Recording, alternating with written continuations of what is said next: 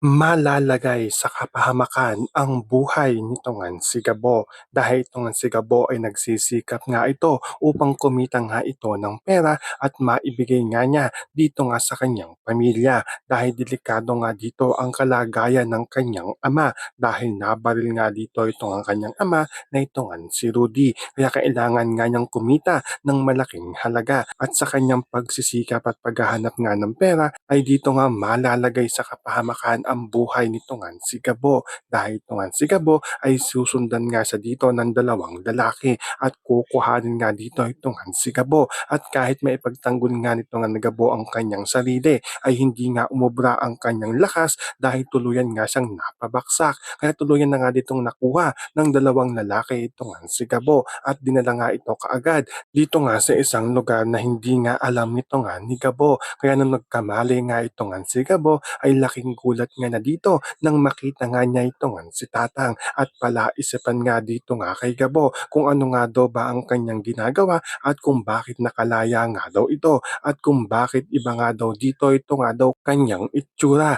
at kung ano nga daw ba ang pakay sa pagdukot nga daw sa kanya. Kaya dito na nga ipapaliwanag nito nga ni Tatang ang kanyang pakay upang makuha nga na dito at makumbinsi ito nga si Gabo. So pakakaabangan nga natin dito kung saan nga ba hahantong ang pag-uusap nito nga ni Gabo at nito nga si Tatang. Yan ang ating mga pakakatutukan at pakakaabangan dito nga lang sa Sigabo.